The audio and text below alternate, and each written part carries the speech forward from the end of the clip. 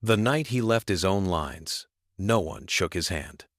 It was March 1945, Western Germany, a ruined factory town whose name mattered less than its road and rail junction.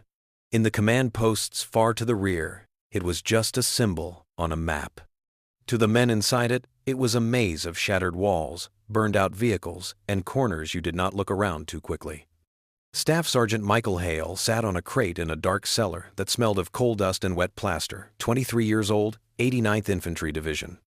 Before the war, he had pumped gas and fixed tires at a small station in Missouri. No college, no special training, no medals beyond the ribbons everyone wore after a few months in Europe.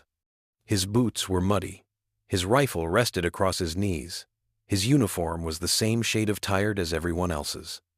Above him, the town shook in steady pulses. German artillery probed for crossroads and likely headquarters. The battalion aid station had already taken a direct hit. A radio truck had been lifted off its wheels and scattered across a street. A field telephone switchboard had gone silent under half a house. The battalion still held its ground. 3 rifle companies forward, heavy weapons in support, command post in this cellar. On paper, it sat inside a solid division line. On the ground, it lived on a thin shelf. Its left flank bent back along a creek. Its right flank hung over empty fields and guesswork. The problem was simple and dangerous. The battalion commander, Lieutenant Colonel Preston, knew roughly where he was. He did not know with certainty where anyone else was. The SCR 300 radios that tied his companies to him still functioned, crackling through dust and static. The link upward, the path that led from battalion to regiment to division and then to corps, no longer existed. The artillery nets were gone with the truck. The field telephone line to regiment lay under rubble in 3 separate streets. At noon, a German Kampfgruppe had pushed in along the open flank. It was not large, a handful of tanks, some assault guns, infantry riding on the hulls, not enough to win a campaign. Enough to shatter a battalion if it was left alone with them for long.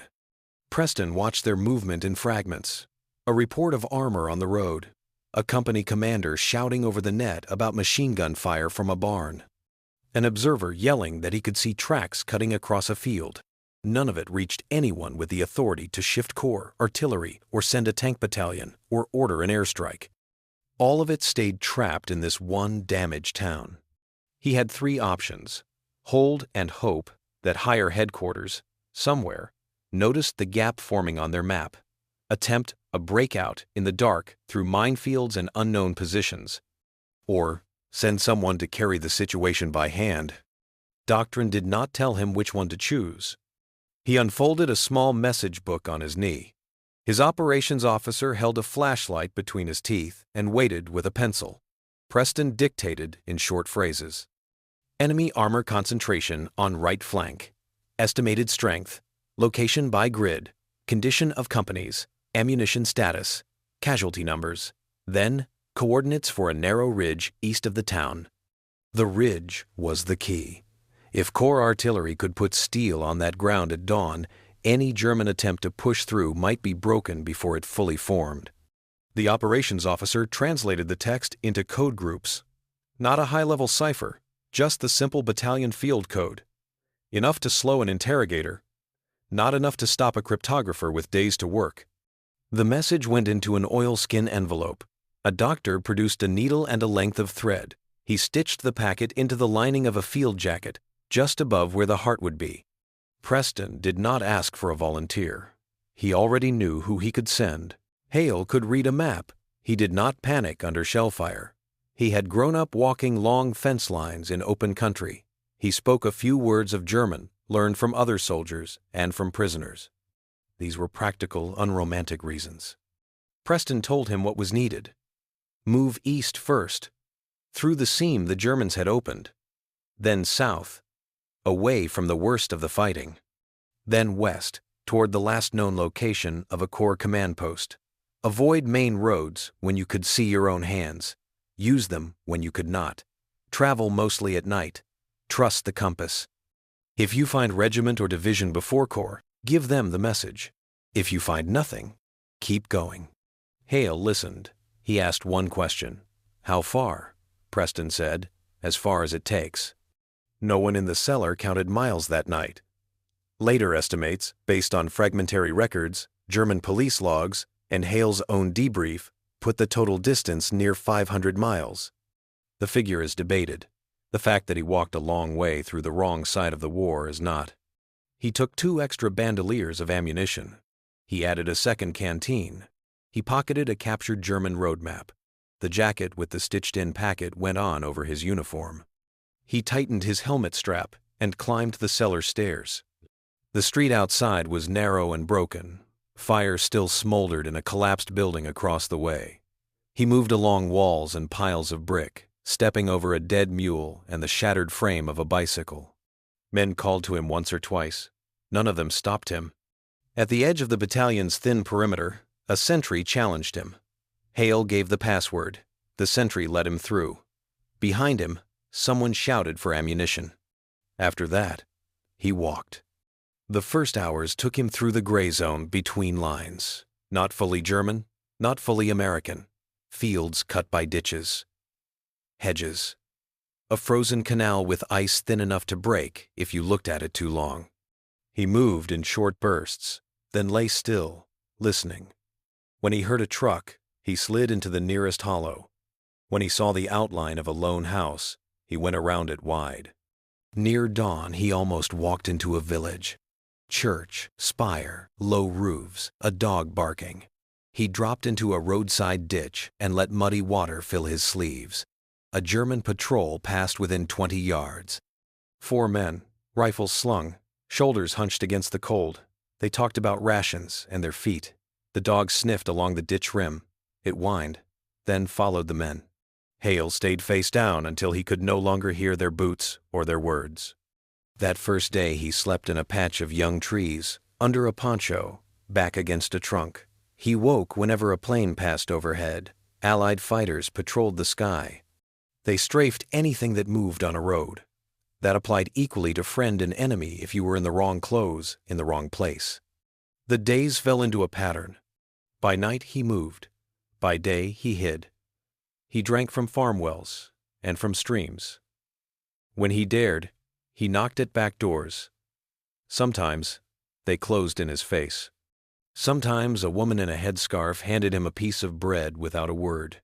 Once, a family who said they were from Poland let him sleep in their hay and watched him with tired, blank eyes. He did not give anyone his name. He did not ask for theirs.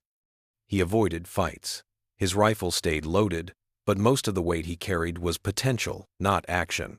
A single shot could give him away to people he did not see. A single firefight could use the last of his energy. The message in his jacket was worth more than any temporary satisfaction of an ambush. On one day, he spent nearly 20 hours in one place. He had crawled into the ruins of what had been a small factory. The roof was gone. 3 walls stood. From a crack in the brick, he watched a German column halt in the same yard. Men smoked, coughed, and cleaned weapons. He listened to their conversations. They talked about American tanks, about Russian artillery, about rumors of cities burned and cities surrendered, about fuel that would not arrive, about letters that had stopped coming. None of them talked about victory. He wrote the unit markings he saw on their vehicles in a small notebook. He wrote approximate numbers, trucks, horses. He did it out of habit. Information was never wasted. When they left, he slipped out the other side of the ruin and went on. On another night, he chose the road rather than the fields. A secondary highway lay in front of him. It stretched west, the direction he needed. Its surface was scarred by bomb craters. Burned trucks lay in ditches. A signpost, bent and blackened, still showed distances to towns he had seen on his map. If he stayed in the fields, he would make 5 miles. On the road, he could make 20. He stepped onto the pavement. He walked with his rifle slung, his head down, his gait slow and tired, not sneaking, not marching, just moving, like everyone else who had walked too far already. At some point, headlights rose behind him, filtered through blackout hoods. An engine, a staff car by the sound. He did not run. He stepped toward the verge, as if making room. The vehicle pulled alongside. A German officer sat in the passenger seat. For a moment, the officer studied him. Hale made a lazy half-salute, the kind a cold, exhausted enlisted man might give in passing. The officer turned his head forward. The car rolled away. If the man had decided to stop, to ask for papers, to really look at Hale's boots and helmet, the story would end there. He did not. Probability did its quiet work, and Hale kept walking. His feet deteriorated. Blisters broke and bled. The skin went soft, then hard, then soft again. To relieve the pressure, he cut slits in his boots with his bayonet. The slits let in more water. Every solution brought a new problem. He crossed rivers where bridges had been blown. He stripped down, wrapped his jacket and rifle in his poncho, and waded into water cold enough to seize muscle. Halfway across one stream, a cramp twisted his leg. He did not pray or curse. He counted strokes until he felt ground under his boots again. He lost track of days. He tracked instead by the sound of artillery. When he began to hear American guns more clearly than German ones, he bent his route toward them. The first English he heard after almost 3 weeks came in the dark. A man's voice, flat and bored, complaining about coffee. It came from beyond a low ridgeline. Hale dropped, crawled, and reached the top of the rise on his belly. Below, he saw sandbags, a coil of barbed wire, and the shape of a helmet silhouetted against a faint glow. "Don't move," someone snapped. He heard a machine gun bolt slam forward. He raised his hands. He gave his name, rank, and unit. He gave a password he had heard 10 days earlier. It matched nothing on the challenge sheet the lieutenant below held in his hand. They brought him in anyway, not because they trusted his story, because when they told him to remove his boots, he could not. The medics cut the leather away and peeled off socks that had become part of the skin beneath. They wrote "trench foot," "exhaustion," and "exposure" on a tag they pinned to his sleeve. They cut the stitches on his jacket lining and took out the oilskin packet. The message left his body. In a nearby tent, a code clerk opened it and translated the groups. A Corps artillery officer read it and looked at his own map. The ridgeline was there, exactly where Hale's battalion commander had said it would be. The note about German armor on the flank fit other, smaller reports. The request for heavy fire fitted the shape of the war. Some of the missions written that night were fired. The ridge took shell after shell in the early light of the next morning. Whether that barrage alone saved Hale's battalion will never be known with certainty. Other factors pressed in from every side. German fuel shortages, Soviet advances, Allied armor elsewhere. For the men still holding that ruined town, it mattered less what historians would say than the simple fact that shells landed where they needed them. Hale spent weeks in a hospital tent, then in a more permanent ward further to the rear. Surgeons argued about his feet. In the end, they left them attached. He walked with a limp for the rest of his life. He received a Bronze Star. The citation used familiar phrases: meritorious service, hostile territory, great personal risk. It did not mention 500 miles. Numbers like that do not fit well in standard forms. After the war, he went home. He worked again with gasoline and tires. He married once. In the few letters that survive, he refers to Europe as that place. When a neighbor asked him what he remembered most, he reportedly said, "It was a lot of walking." His story raises practical questions. Why, in a war that produced thousands of tanks, tens of thousands of aircraft, and millions of tons of ammunition, would the fate of a single battalion depend on one man's legs? The answer lies in how systems fail. The U.S. Army in 1945 had radios at every level. It had telephone lines. It had liaison aircraft. It had staff officers whose job was to keep the picture clear. It also had mud and shells. And mistakes. A single direct hit could erase a key node. Several cuts in a wire could isolate a unit. A move that was supposed to be reported up the chain could be delayed by a dead runner and never fully make sense to anyone except the men on the spot. When that happened, someone had to bridge the gap. Sometimes it was a new radio net, Sometimes it was a jeep driving back through shellfire. Sometimes it was a staff sergeant with a packet sewn into his jacket. Hale's equipment was modern for its time, but basic in essence. A semi-automatic rifle, a wool uniform, leather boots, a map, and a compass. No GPS, no satellite, no digital network. His navigation depended on ridgelines, rivers, church towers, and the sound of guns. His survival depended on the fact that most people, most of the time, see what they expect to see, and nothing more. Psychologically, his case was not theatrical. There are no records of breakdown or tears. Medics noted that he was quiet, that he answered questions precisely, that he remembered distances and landmarks better than dates. When asked what he feared most, he mentioned aircraft, not Germans. Planes turned open ground into a deadly place much faster than infantry could. He showed the usual marks of prolonged stress: weight loss, difficulty sleeping, a habit of scanning doorways, even in the hospital. Those are common in combat veterans. The only unusual factor was the distance over which he collected them alone. The controversy around his march comes later, in how people choose to read it. Some see it as a pure example of American individual grit. The lone soldier, doing by foot what the big machines could not. That reading flatters national myths. Others see it as evidence that even the most advanced armies remain fragile, that a single shell can undo a carefully planned communication network and force one person to carry information like a message from an older century. Still others question the entire frame. They note that the exact distance is reconstructed, that the documentation is thin, that memory expands journeys over time.